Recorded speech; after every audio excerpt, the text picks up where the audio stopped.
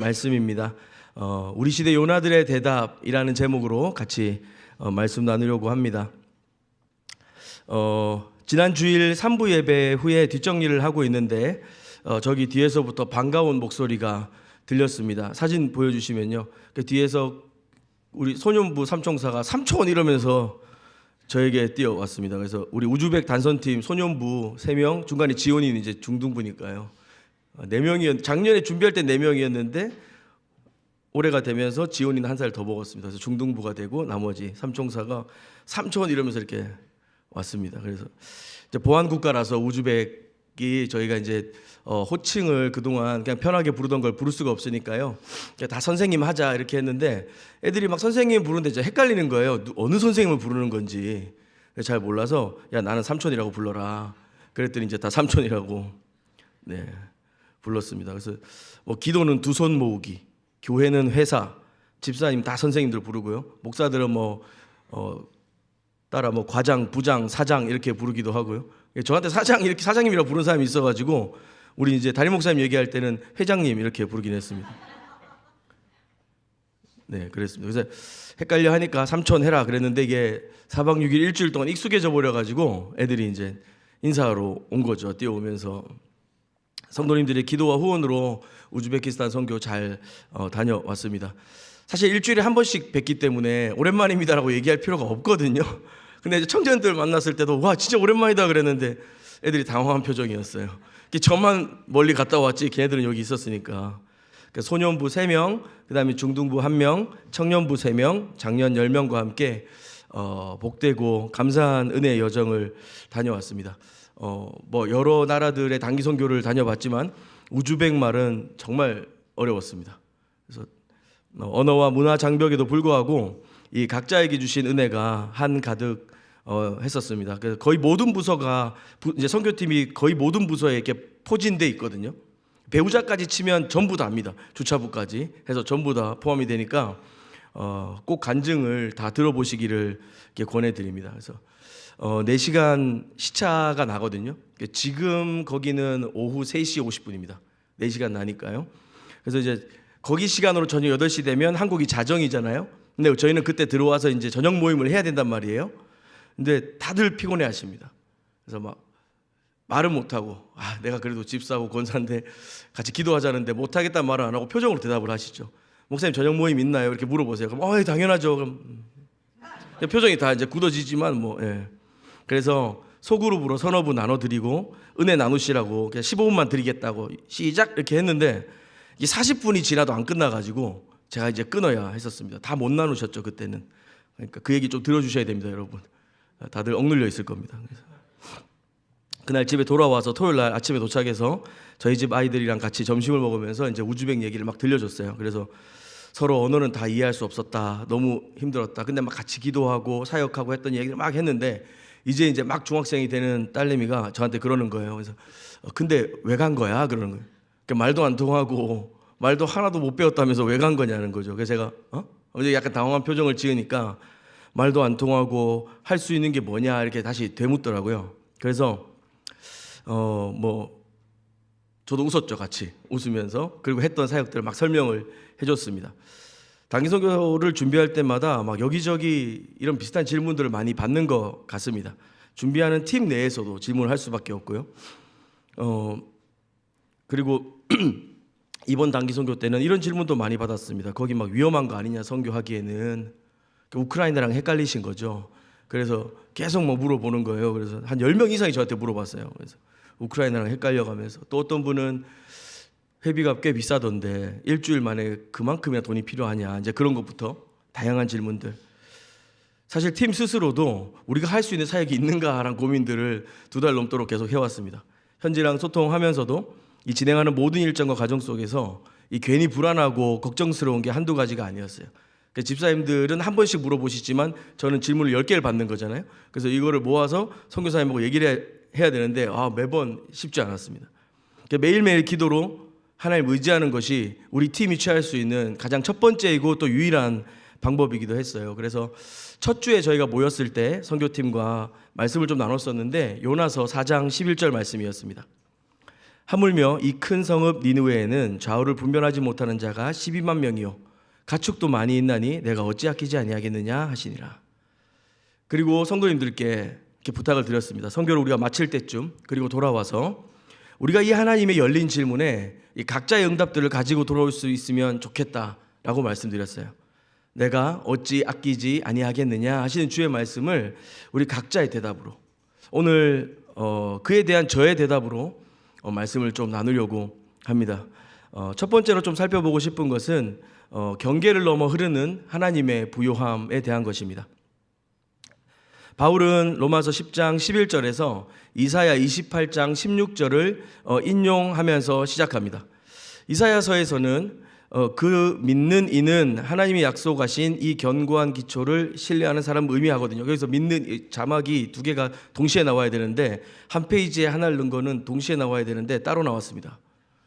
네, 따로 나왔습니다. 그래서 좀 헷갈리는데, 네. 28장 16절에 보면 거기 맨 아랫줄에 그것을 믿는 이는 다급하게 되지 아니하리로다 이렇게 되어 있습니다. 이사야는 그 믿는 사람이라고 하는 것을 하나님이 약속하신 그 견고한 기초를 신뢰하는 사람이다라고 의미하고 있거든요. 그러니까 1차적으로는 하나님 택함 받은 백성이었던 이스라엘을 의미했을 것입니다. 근데 바울은 이 말씀 가지고 와서 좀 의미를 확장시키는데 11절에서 누구든지 그를 믿는 자라고 의미를 확장시키는 겁니다. 예수 그리스도께서 지신 십자가 사건과 부활 승천 사건으로 인해서 이제 구약의 메시지, 율법의 의미들이 새롭게 해석되고 확장된다는 것을 바울은 알고 있었습니다. 그래서 이 온 만물의 구원자이시었고 창조주 하나님께서 우리를 위해 죽으셨다라고 하는 사실, 그 렌즈로 이 이사야의 말씀을 들여다보니 그 구원 사역은 이스라엘만을 위한 것이 아니라 전 우주적이고 온 만물을 새롭게 하는 것이다 라고 해석하고 확장하고 있는 것이죠.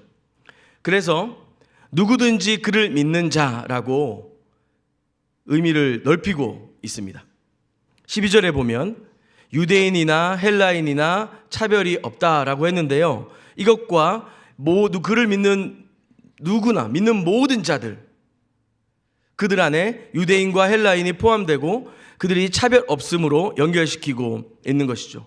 바울은 여기서 그치지 않고 13절에서 요엘서 2장 32절을 인용하고 있습니다. 요엘서에서는 이렇게 되어 있습니다. 누구든지 여호와 이름을 부르는 자는 구원을 얻으리니 이는 나 여호와의 말대로 시온산과 예루살렘에서 피할 자가 있을 것이며 남은 자 중에 나 여호와의 부름을 받을 자가 있을 것임이니라. 그러니까 바울이 말한 로마서 10장 13절에서 누구든지 주의 이름을 부르는 자는 구원을 받으리라 하는 말씀이 이 요엘서에서 온 것이죠. 이 두 군데 다 미래 수동태형 문장을 좀 가지고 있습니다. 그러니까 하나님이 끝내 행하실 일들을 강조하는 것이죠. 우리는 이 본문을 읽으면서 우리가 얼마나 어떻게 열심히 선교해야 하는가라고 하는 것을 생각하고 우리가 얼마나 많이 전도하고 또 어떻게 효과적으로 전도해야 될 것인가라고 고민한다면 바울은 사실은 이 말씀을 통해서 하나님이 끝내 이루실 일들에 관하여서 우리에게 도전하고 있다라고 생각이 드는 것입니다.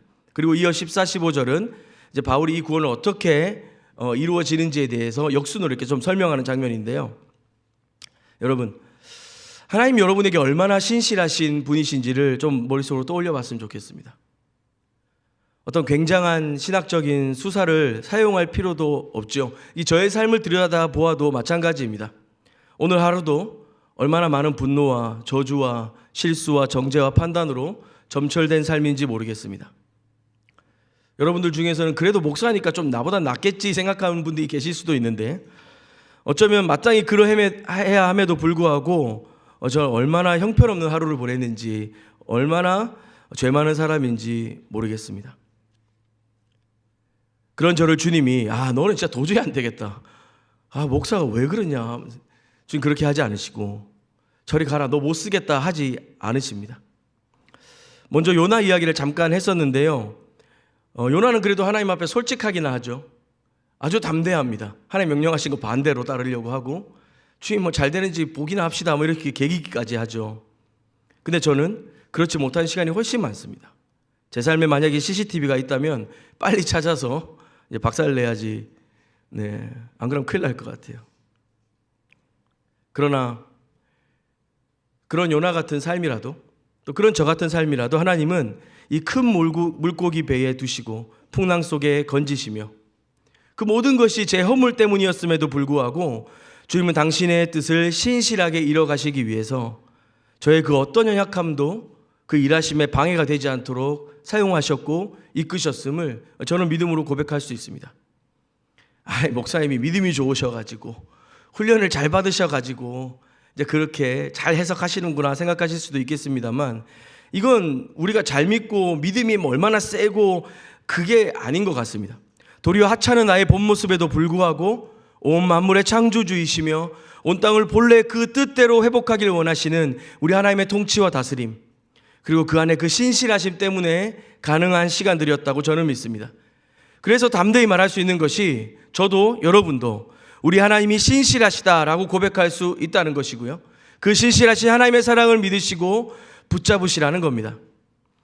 우리가 읽었던 로마서 10장 11절 12절 말씀을 다시 보면, 누구든지 그를 믿는 자는 부끄러움을 당하지 아니하리라 하십니다. 차별이 없으시고요, 한 분이신 주께서 모든 사람의 주가 되사 그를 부르는 모든 사람에게 부요하시도다 라고 했어요. 차별이 없으시고 모든 사람의 주가 되십니다. 요나는 내게 신실하신 그 하나님이 그 니느웨 저들에게는 그러시면 안 된다는 생각을 했던 것 같습니다. 아니면 어쩌면 믿음이 좋아서 그랬을 수도 있을 것 같아요. 하나님이 내가 저 싫어하고 저주하는 저 사람들에 대해서도 하나님 신실하시고 사랑이 많으신 분이라 반드시 구원을 베푸실 것 같아. 그건 내가 못 참지. 그래서 요나는 하나님의 자비가 이스라엘의 경계를 넘는 것을 악으로 여겼던 것이죠. 그러나 오늘 로마서의 바울은 어떻습니까? 복음은 그 경계를 허물고 온 세상을 새롭게 하실 것을 선포하고 있습니다. 여러분에게 또 저에게 그 하나님의 부요함을 아십니까? 라고 이야기하는 것이죠. 단기 선교 기간 동안에 그 첫 번째 저희의 사역은 현지인 교회와 함께 1박 2일을 보내는 특권이었습니다. 공식적으로는 종교의 자유가 있는 나라지만 조건을 갖추고 지원을 해도 교회 설립을 여러 이유로 이렇게 승인을 잘 안 해준다고 합니다. 저희가 만난 교회도 그런 교회 중에 하나고, 그래서 일종의 지하교회처럼 점조직으로 흩어져서 모임을 갖습니다. 어쩌다 한 번씩 모이는데 저희와 함께 모였던 그 모임은 거의 몇 년 만에 처음으로 모였다고 하더라고요. 이 교인들은 예수를 믿는다는 이유로 이 21세기에 그 사회에서 경제적으로 사회적으로 차별을 받고 있습니다. 취업이나 경제활동에 제약이 많고요. 그런데 그런 그들이, 사진 보여주시면 좋겠는데, 함께 모여서 저희가 좀 축복하고 이렇게 기도했던 장면입니다. 그런 그들이 인근 더욱 이슬람 교세가 강한 나라로 자신들 중 한 가정을 선교사로 파송했습니다. 한 3년쯤 된 것 같습니다. 2, 3년쯤 됐다고 들었는데, 저희가 그 현지인 교회와 헤어지는 날 아침에 그 선교사님 부부와 현지 교회 목사님이 오셔서 저에게 기도해 달라고 하셨습니다. 그 다음 사진 보여주십시오. 저 우즈벡 왕자와 저기 얼굴 가리신 분은 저기 현지인 교회 목사님이신데 얼굴 나오면 안 될 것 같아가지고 가렸습니다. 원래는 저 이모티콘 정반대의 표정을 짓고 계신데 애들이 목사님 말 되게 잘 듣습니다. 목사님 진짜 무섭게 생기셨거든요. 그래서 꼬마 애들이 막 떠들다가 쉿 그러면 애들이 조용합니다. 그래서 제가 청년들에게 목사님 권위를 봐라 그랬더니 목사님 얼굴을 봐라. 그래서 저한테 그래서 저도 좀 더 무서운 표정을 연습하기로 했습니다. 어쨌든 넘겨주셔도 됩니다. 목사님이 오셔가지고 저한테 다른 나라로 선교를 하고 있는 그 가정을 위해서 기도해 달라고 하는 거예요. 단기 선교 그 최고의 순간 중 하나였다고 저는 기억합니다. 여러 성도님들과 함께 그 부부에게 손을 얹고 간절히 기도했는데 굉장히 애처롭고 또 안쓰러운 마음이 있었어요. 동시에 이 하나님의 그 부요하심이 제 안에서 정말 풍성하게 넘쳐 흐르는 그 감격을 이게 멈출 수가 없었습니다. 이게 통역을 기다릴 여유도 없었고요. 그냥 한국말로 기도했습니다. 유대인이나 헬라인이나 차별이 없습니다. 한 분이신 주께서 모든 사람의 주가 되사 그를 부르는 모든 사람에게 부요하시도다. 누구든지 주의 이름을 부르는 자에게는 구원을 받으리라. 그들이 기꺼이 드리는 헌신과 그 믿음의 걸음 앞에 압도될 수밖에 없었고, 우리가 한 분 하나님 앞에 있음을 부인할 수 있는 사람은 아무도 없었습니다. 내가 어찌 아끼지 아니하겠느냐 하시는 하나님의 물음 앞에, 네 주님, 당신의 사랑이 여기에 있습니다. 넘쳐 흐르는 그 사랑으로 인해 이 사람들은, 물론 저도 주님 외에 다른 것은 필요 없습니다. 주님이 우리의 유일한 부유하심입니다 라고 고백하고 외칠 수 있었던 시간이었습니다. 저에게 있어서 하나님의 부유하심을 발견하고 그 넘쳐 흐르는 그 부유하심을 고백할 수 있었던 것은, 내가 어찌 아끼지 않겠느냐 하신 주의 질문 앞에 제가 드릴 수 있는 첫 번째 대답이었습니다. 두 번째로 살펴보고 싶은 것은 아름답도다 명예로운 발걸음입니다. 14절 15절 말씀인데요, 14절에 보면 그런즉 그들이 믿지 아니하는 이를 어찌 부르리요, 듣지도 못한 이를 어찌 믿으리요, 전파하는 자가 없이 어찌 들으리요. 14절에서 바울이 사용한 이 동사들은 전부 다 어떻게 뭐뭐뭐 할 수 있겠습니까? 라고 하는 이 수사적인 질문을 던지고 있어요. 이게 바울의 논증 흐름을 정리하면 이렇게 되는 거예요. 부르려면 먼저 믿어야 하고, 믿으려면 먼저 들어야 되고, 들으려면 먼저 전파하는 자가 있어야 되고, 전파하려면 먼저 보내심을 받아야 된다. 이런 얘기를 이 14, 15절에 걸친 동사들을 사용해서 논리적으로 변증하고 있는 것이죠. 더글라스 무라고 하는 신학교 교수는 바울이 지금 선교가 있으면 좋다 수준의 말을 하는 것이 아니다. 복음이 사람에게 들려 믿음이 생기고 그 믿음이 부름으로 이어지기 위해서는 전파와 파송이 구조적으로 필요하다라고 강조하며 이야기했었습니다.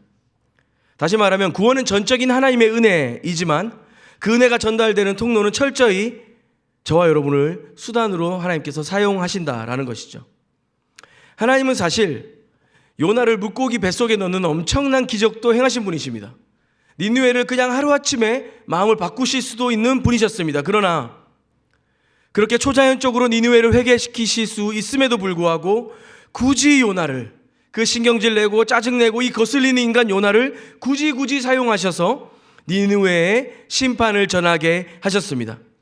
주님이 그렇게 하시는 이유는 사실 이 선교의 궁극적인 목적을 기억하고 또한 살펴보게 하는데요, 존 파이퍼 목사님은 이 열방을 향해 가라라는 책에서 이렇게 말씀하십니다.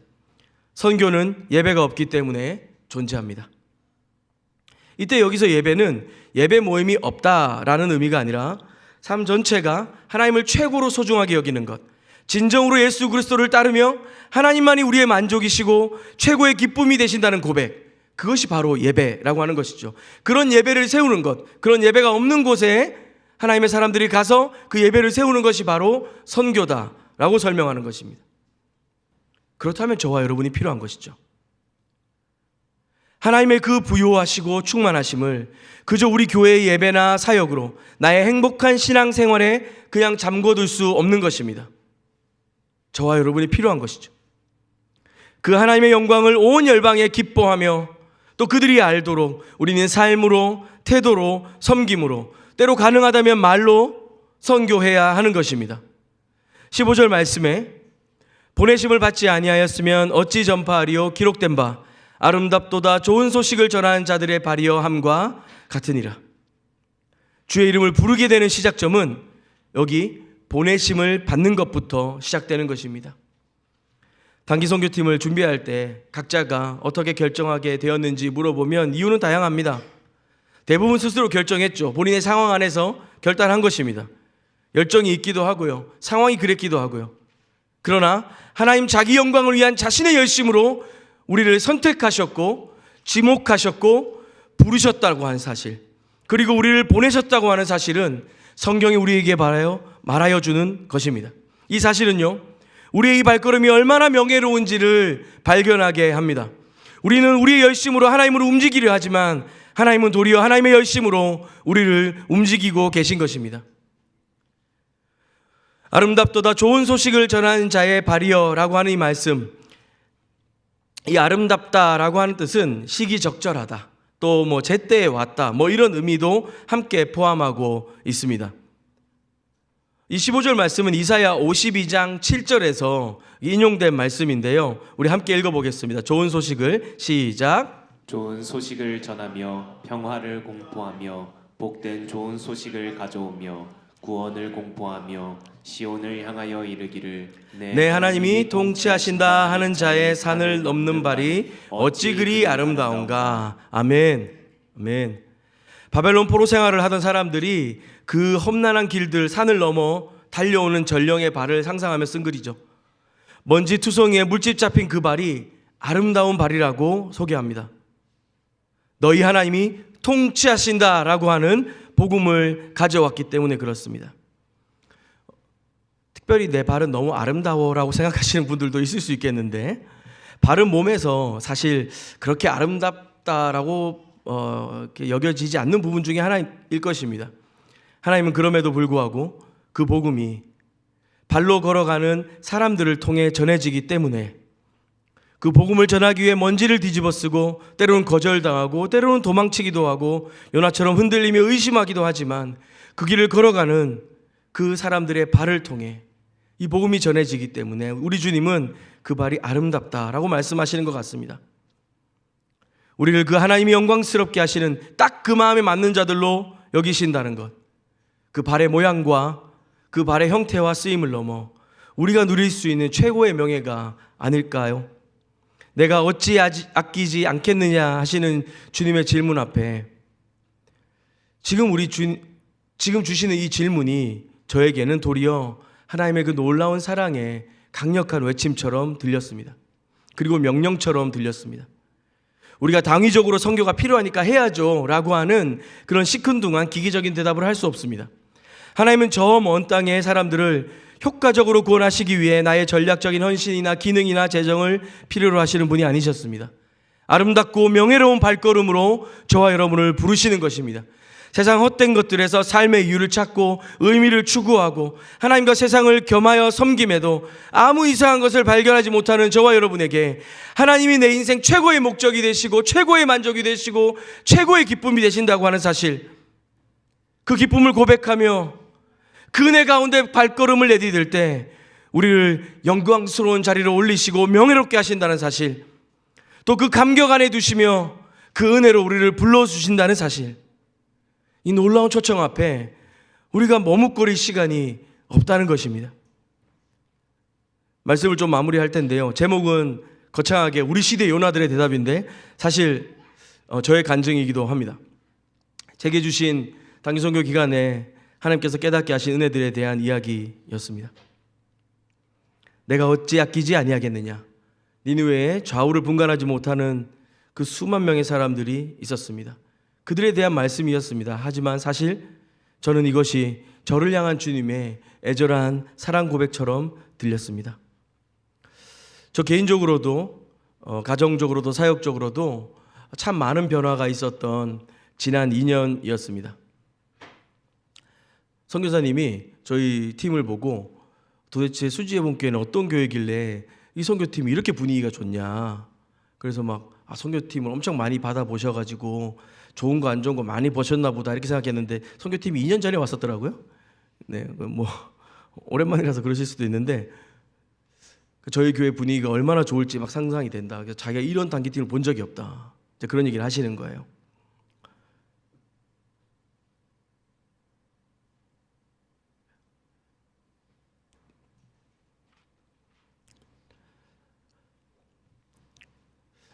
연말과 올해 시작을 맞이하면서 그 밀려오는 그 수많은 사역들과 설교, 또 찬양 인도들을 쳐내기에 굉장히 바빴습니다. 우리 교회 안에 또 뿐만 아니라 제 가정과 제 개인적으로도 그 수많은 변화들 속에 또 고민과 질문들, 그 어려움의 시간들도 있었습니다. 이 모든 여정들 속에 저는 저의 결정, 고민, 이 계획의 연속인 것처럼 생각해 왔었습니다. 단기 선교를 마쳤으니 이제 저는 2026년을 좀 생각할 수 있을 것 같다라고 생각할 정도로 정신없이 연말 연시를 보냈는데, 그 분주함과 흘러가는 대로 그냥 흘러가고 있었던 제 삶을 멈춰 세우고 이 4박 6일 동안의 시간은 저로 하여금 너의 삶은 그 어떤 것도 네가 주인이 될 수 없고 너는 그냥 어쩔 수 없어서 사라지는 삶이 아니라 내가 너를 지명하여 불렀으며 너를 나의 영광을 위해 사용하는 것이며 내가 너의 모든 것이 되는 것을 알게 하려고 불렀다. 그것을 깊이 깨닫게 하셨습니다. 그 누구에게도 빼앗기고 싶지 않은 기쁨이고 사랑이며 부르심이었습니다. 대학을 졸업하고 사역자로 살기로 결단하고 꽤 많은 시간이 지났습니다. 2026년이 되었으니까 이제 19년 정도 된 것 같습니다. 그 긴 시간과 어쩌면 제 인생의 절반이 넘는 그 오랜 시간들 속에 그냥 그렇게 달려가고 열심히 사는 것이 전부일 거라고 생각했고, 내가 할 수 있는 것이 없으니 그냥 시키는 거나 해야지 라고 생각했던 순간들도 많았습니다. 그러나 내가 어찌 아끼지 아니하겠느냐 하시는 주의 말씀 앞에 다시 제 마음과 삶이 흔들리고 또 염려되고 두려운 마음도 있었지만, 주님이 저를 얼마나 사랑하시고 아끼시는지, 우리 교회와 제게 허락하신 성도님들과 청년 공동체들을 생각할 때, 주님 아시잖아요. 제가 그 정도는 아닌데 제가 뭐라고 당당히 그럼요 주님 제가 아끼겠습니다 이렇게 대답은 못하지만, 잘 안 되지만,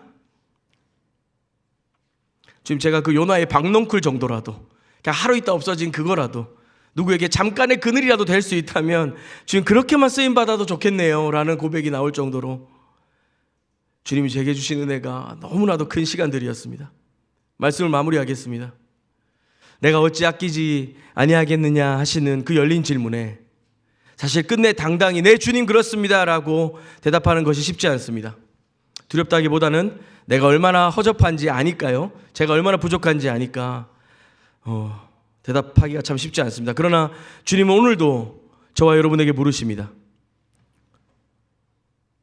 너는 나의 부요함에 만족할 수 있겠니? 너의 기준, 생각, 평가, 미래, 염려, 두려움을 미뤄두고 내가 너의 유일한 부요함인 것을 붙잡을 수 있겠니? 내 주님이면 만족합니다 이렇게 당당히 고백은 못해도 그 흘러넘치는 그 하나님 사랑 앞에 감격하며 그저 오늘 하루 한 걸음 내딛는 저라도 괜찮으시다면 주님 그렇게 하십시오라고 제 삶을 내어드리기로 결단했습니다. 그런 나를 아름답다 하시고 그런 발걸음을 명예롭게 하시는 주님 앞에 또 부끄럽고 송구하지만 그것을 주님의 사랑으로 알고 또 한 걸음 내딛는 저와 여러분이 되었으면 좋겠습니다. 같이 우리 찬양하고 기도하겠습니다.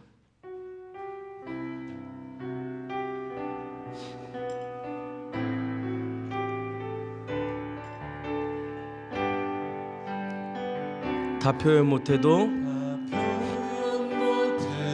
나 표현하리라. 다 고백 못해도 다 고백하리라. 다 알 수 없어도 다 알아가리라. 다 닮지 못해도 나 닮아가리라. 우리 한 번 더 고백하겠습니다. 다 표현 못해도 다 표현 못해도 표현하리라. 다 고백 못해도 나 고백하리라. 다 알 수 없어도 나 알아가리라. 다 닮지 못해도 나 닮아가리라. 그 사랑 얼마나 아름다운지, 그 사랑 얼마나 날 부욕해 하는지, 그 사랑 얼마나 크고 놀라운지를, 그 사랑 얼마나 나를 감격하게 하는. 우리 다시 처음부터 고백합니다. 다 표현 못해도 나 표현하리라. 다 고백 못해도 나 고백하리라. 다 알 수 없어도 나 알아가리라. 다 닮지 못해도 나 닮아가리라. 그 사랑 얼마나 아름다운지, 그 사랑 얼마나 날 부욕해 하는지, 그 사랑 얼마나 크고 놀라운지를, 그 사랑 얼마나 나를 감격하게 하는. 한 번 더. 그 사랑 얼마나, 그 사랑 얼마나 아름다운지, 그 사랑 얼마나 날 부욕해 하는지, 그 사랑 얼마나 크고 놀라운지를, 그 사랑 얼마나 나를 감격하게 하는지. 넘쳐나네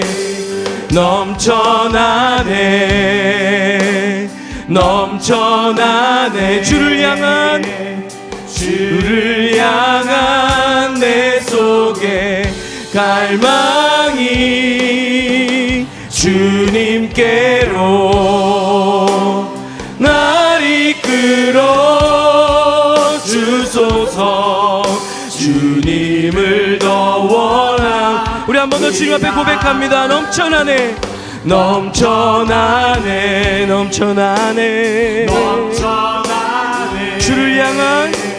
주를 향한 내 속에 갈망이, 주님께로 날 이끌어 주소서. 네, 주님을 더 원합니다. 우리 먼저 기도할 때 우리의 삶을 좀 들여다보고 성찰하고 돌이키며 기도했으면 좋겠습니다. 고린도후서 5장 13절 14절 말씀인데요, 우리가 많이 미쳤어도 하나님을 위한 것이요 정신이 온전하여도 너희를 위한 것이니 그리스도의 사랑이 우리를 강권하시는도다. 하나님 아버지, 주님 앞에 우리가 나의 안위와 내 안락과 나의 편안함이라고 하는 좁은 감옥을 떨치고 우리의 삶을 돌이켜 우리 하나님 앞에 엎드려 기도하는 시간 되었으면 좋겠습니다. 내 박넝쿨이 시드는 것에 분노하면서도 주님이 사랑하시는 이들이 죽어가는 것, 그들이 버려져 가는 것에 무감각했던 우리의 강박함을 용서하여 주시도록 이제는 내 감정이나 판단이 주인이 되지 않고 오직 우리를 강권하시는 그리스도의 그 사랑에 이끌려서 주님의 마음이 있는 곳으로 담대히 나아가는 우리가 될 수 있도록 주님 허락하신 부요하심 앞에 만족과 그 기쁨과 사랑을 고백하며 믿음으로 우리의 삶을 돌이켜 주님이 우리의 전부 되십니다 고백하는 우리의 삶 되도록 주님 인도하여 주시옵소서. 그 사랑 앞에 간절함으로 기도하며 나가도록 하겠습니다. 함께 기도하겠습니다. 거룩하신 하나님 아버지,